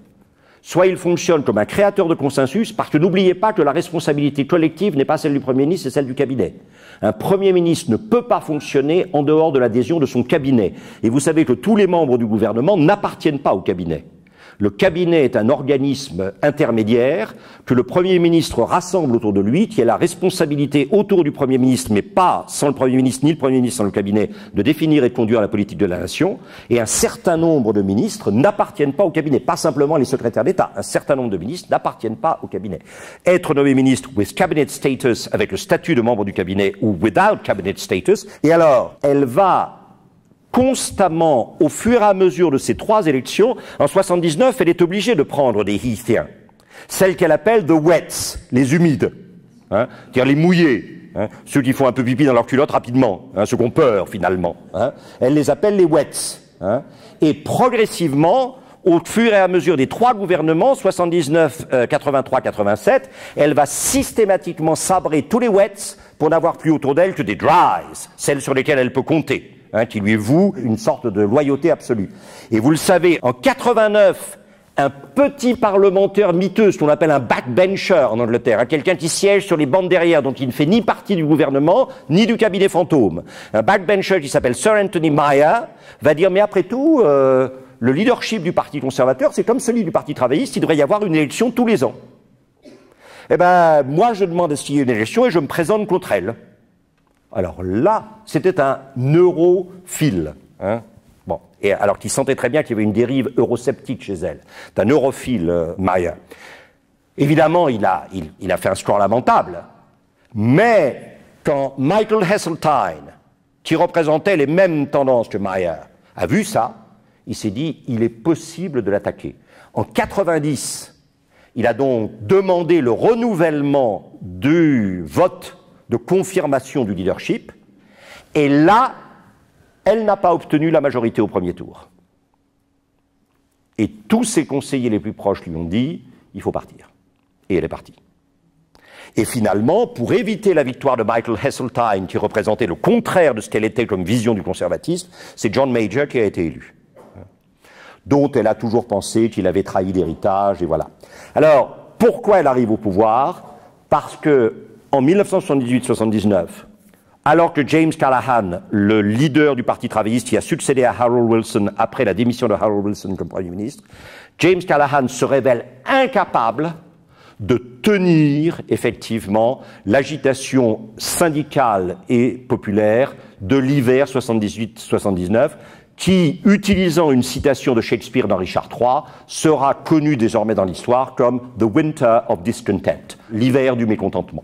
Et là, le Parti travailliste va faire la preuve que son alliance traditionnelle, sa dépendance traditionnelle des syndicats, puisque les syndicats ont un vote bloqué à l'élection du leader du Parti travailliste, et ils ont un vote bloqué au moment de la conférence annuelle du parti qui détermine la politique du parti que doit conduire ensuite le Premier ministre à la Chambre des communes. Les syndicats, d'une certaine manière, deviennent hubristiques. Ils n'en peuvent plus d'avoir du pouvoir, ils se comportent de manière complètement irresponsable par une série de grèves qui, arrivant sur l'augmentation des prix du pétrole, créent un hiver absolument terrible pour les Anglais, grève systématique des chemins de fer, grève systématique du métro à Londres, grève dans tous les services publics, enfin, et là, d'un seul coup, l'opinion publique se retourne contre le Parti travailliste, estimant que le Parti travailliste n'est plus capable de deliver, c'est-à-dire de fournir cette espèce de pacte social qui permettrait de conduire à l'efficacité économique. Et donc, évidemment, Callaghan comprend que la situation est très difficile, devient quasiment ingouvernable, il décide d'aller ce qu'on appelle en Angleterre « to the country », au pays, pour essayer de récupérer une majorité, et c'est là, effectivement, où Margaret Thatcher, sur une politique de destruction du pouvoir syndical systématique, obtient effectivement un mandat populaire. Dès le 24 janvier 1976, à la suite d'un discours extrêmement violent qu'elle avait fait contre l'arrogance en affaires étrangères de l'Union soviétique, elle avait été surnommée par Yuri Gavrilov dans un journal soviétique de l'époque qui s'appelait le Red Star, l'Étoile Rouge, elle avait été surnommée The Iron Lady, la Dame de Fer. Ils savaient très bien effectivement à qui ils avaient affaire, ça c'est clair. Bon.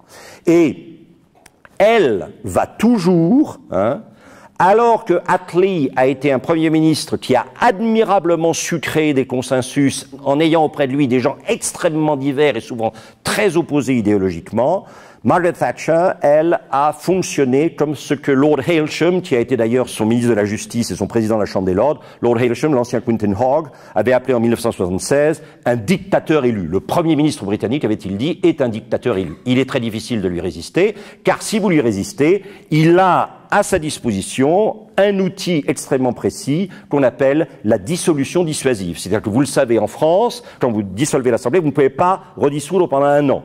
En Angleterre, vous pouvez dissoudre toutes les semaines. Alors, vaut mieux ne pas dissoudre toutes les semaines parce que l'opinion publique se lasse. Mais vous pouvez dissoudre toutes les semaines. Donc, si par hasard on vous cherche des noises, vous leur dites, écoutez les chéris, si vous les retournez devant les électeurs, on y va. Chiche, pas de majorité à la Chambre des communes, hop, tout le monde retourne devant les électeurs. Et ça, c'est Monica Charlot, la femme de Jean Charlot, qui a théorisé ça quand elle enseignait à Sciences Po. Elle avait fait un remarquable article sur justement la dissolution dissuasive, deterrent dissolution, en montrant que l'idée de Hailsham et alors c'est clair que, si vous voulez, Thatcher a toujours conçu son cabinet, même quand il y avait des wets au début des anciens partisans de Heath, elle écoutait tout le monde et elle disait, bon, on va voter, alors il y a 8 non et 3 oui. Les oui l'emportent puisque j'ai voté avec eux. C'est la fameuse phrase de Lincoln, vous savez, c'est clair.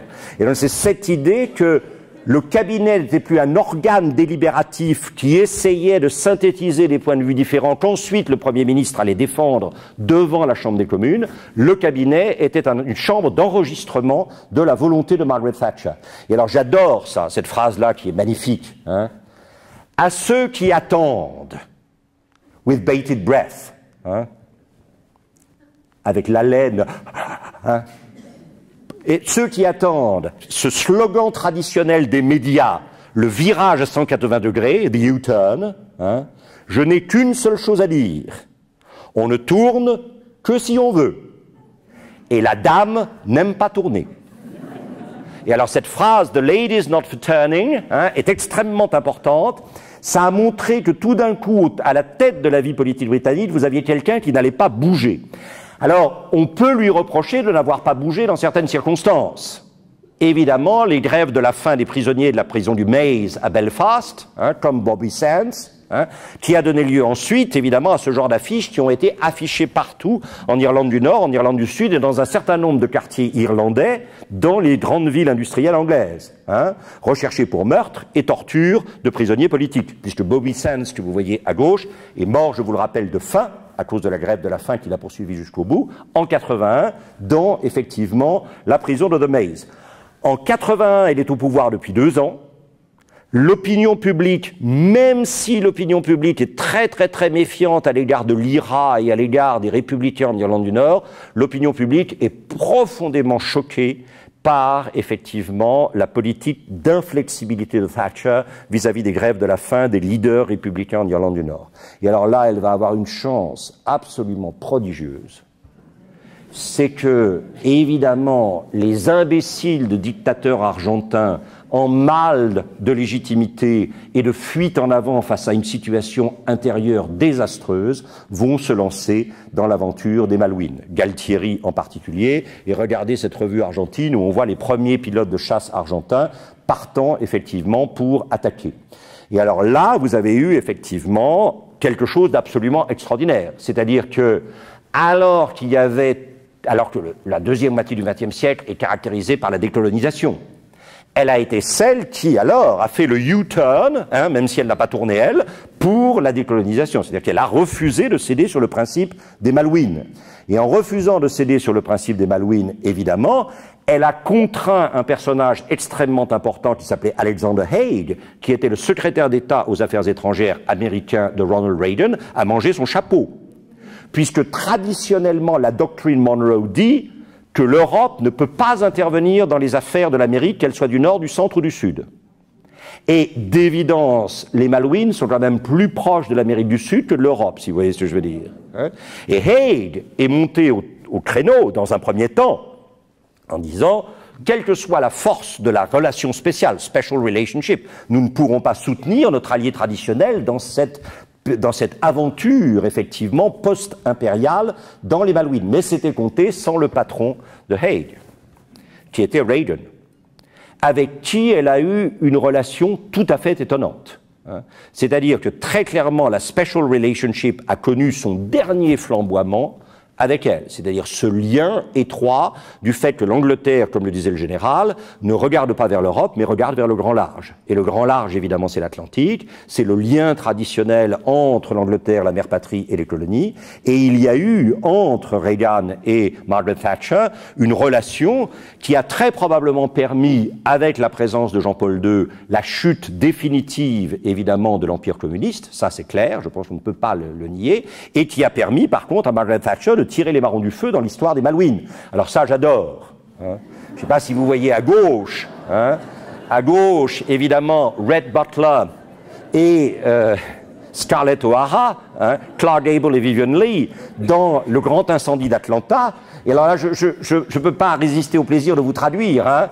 Le film qui mettra fin à tous les autres films, le dernier des films, effectivement, l'histoire d'amour la plus explosive jamais comptée. Et si vous regardez évidemment les producteurs, le producteur s'appelle Milton Friedman et les productions du Pentagone, et le film s'appelle Autant en emporte le vent, bien sûr. Thatcher prend la place, évidemment, l'incendie d'Atlanta est représenté par la bombe atomique. N'oubliez pas que Thatcher, contre les gouvernements travaillistes précédents, avait pris position en faveur du déploiement des missiles Trident sur, évidemment, le sol britannique. Reagan joue le rôle de Clark Gable et de Red Butler, et la phrase est absolument magnifique. Elle avait promis de le suivre jusqu'au bout du monde, jusqu'à la fin du monde, d'une certaine manière. Il lui avait promis de l'organiser.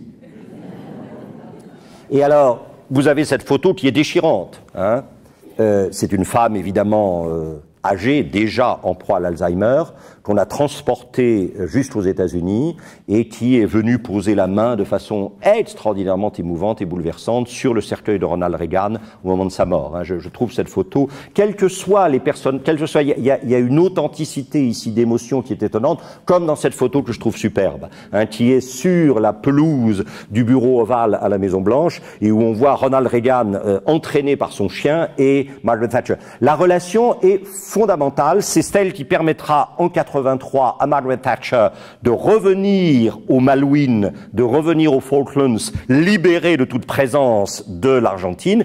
Inutile de vous dire que c'est le moment, si vous avez une dissolution dissuasive comme arme dans les mains, c'est le moment de dissoudre et vous remportez une victoire triomphale, évidemment, puisque vous devenez à ce moment-là la réincarnation de Churchill, celui qui a su dire non à, etc., à l'abaissement national. Elle a admirablement... C'est une femme qui n'a absolument aucun conseiller en communication, pratiquement. Mais elle gère elle-même sa communication, et là, il faut bien dire que c'est génial. C'est bien meilleur qu'un certain nombre de choses qu'on voit aujourd'hui. Et alors, j'adore cette phrase. si vous voulez que quelque chose soit dit, demandez à un homme.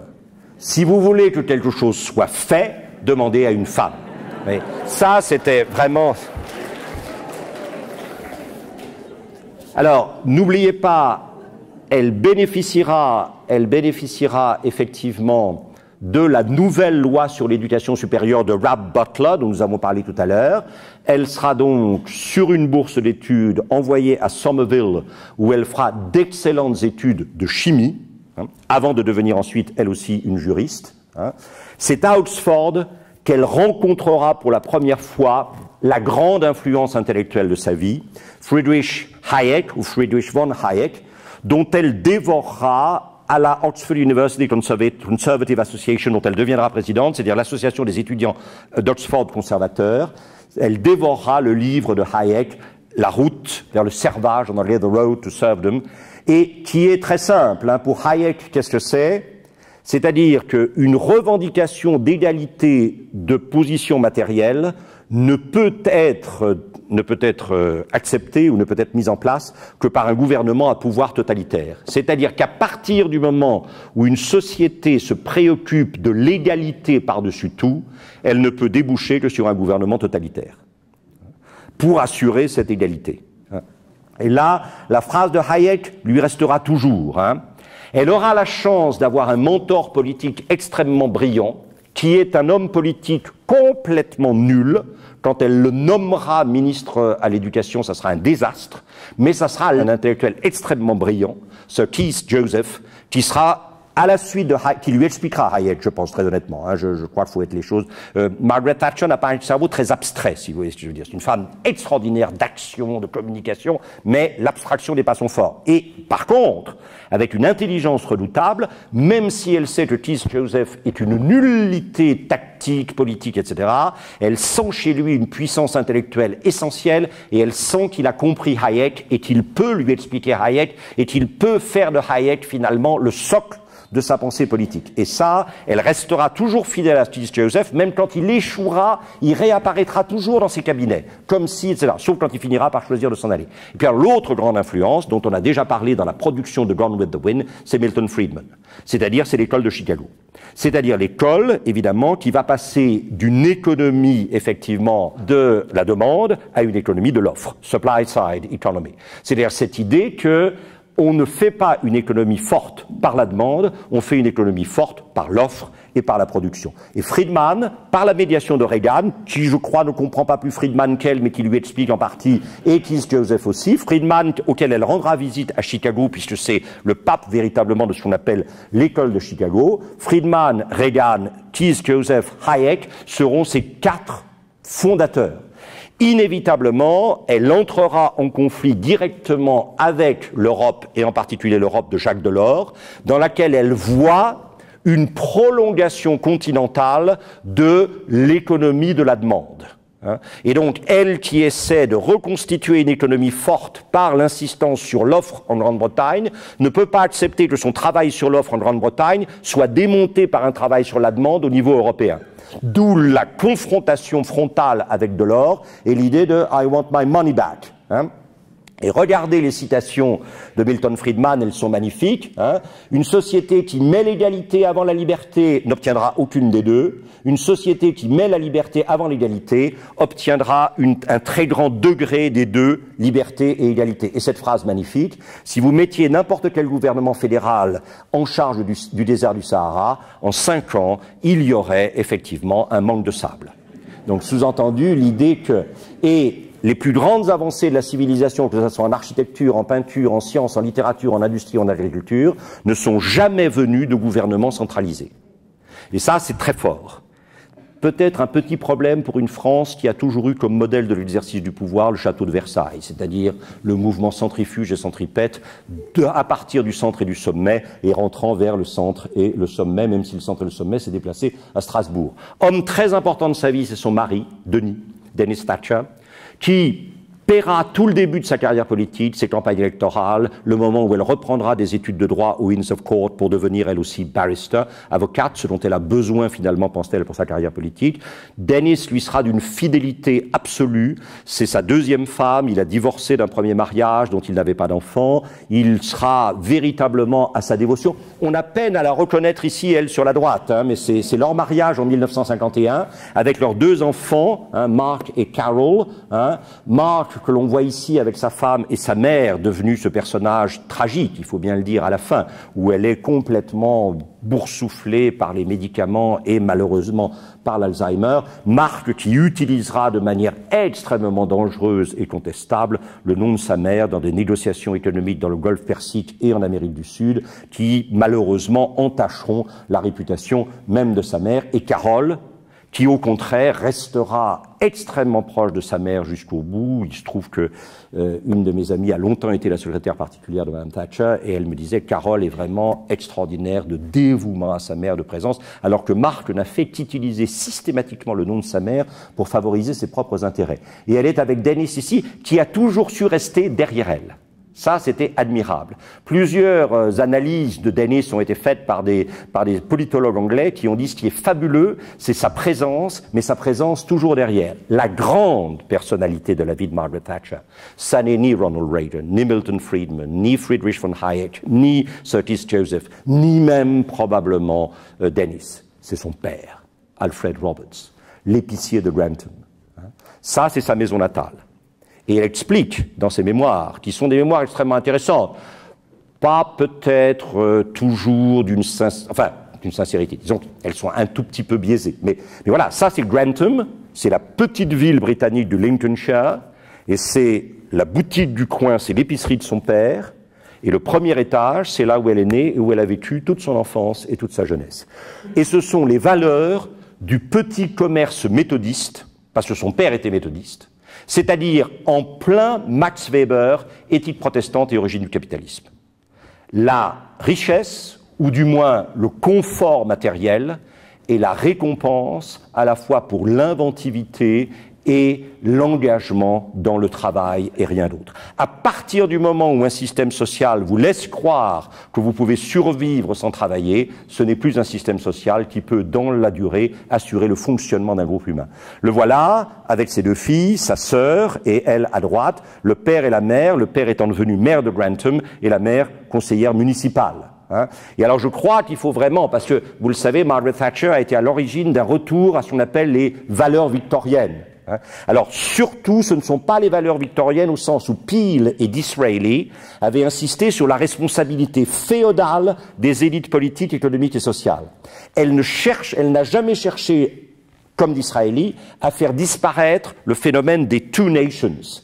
Et elle a été contre ce qui caractérisait la doctrine conservatrice de Disraeli, c'est-à-dire le caring conservatism, un conservatisme qui prend soin de la société. Elle a toujours revendiqué quelque chose qui était plutôt du côté de Bentham, à savoir un individu fort qui crée de la richesse par son travail et qui résiste à la dérive confiscatoire et liberticide de l'État. L'État est toujours confiscatoire et liberticide.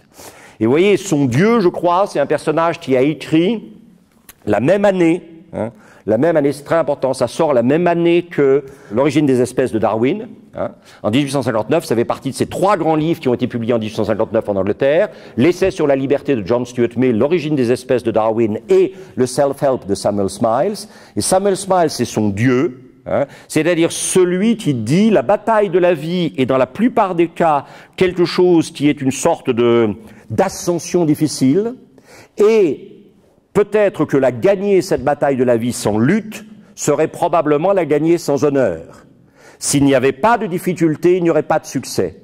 S'il n'y avait rien pour lequel se battre, il n'y aurait rien qu'on puisse dire réussi ou achevée. Et il vous dit, la sagesse pragmatique ne peut être apprise qu'à l'école de l'expérience. Ça, pour elle, c'était son père et c'était elle. Des gens qui s'étaient fait tout seuls, dont le modèle des self-made men américains était dans une version britannique très proche d'elle. Les préceptes et l'instruction ne sont utiles que dans une certaine mesure, mais sans la discipline de la vie réelle, ils demeurent d'une nature théorique seulement. Elle adorait Samuel Smiles, et la phrase, évidemment, de Milton Friedman, « Je suis en faveur de couper ou de réduire les impôts, quelles qu'en soient les circonstances, et pour n'importe quelle raison, pour n'importe quelle excuse, à chaque fois que c'est possible. » Elle a été considérée paradoxalement comme anti-establishment. Elle a eu des clashs avec Robert Runcie, ici l'archevêque de Canterbury, qui lui reprochait justement de ne pas se soucier de manière chrétienne des plus pauvres et des plus fragiles de la société. Et elle lui répondait que ce qu'elle voulait, c'est rendre ces pauvres et ces fragiles riches et résistants comme ceux qui portaient la responsabilité de la richesse collective.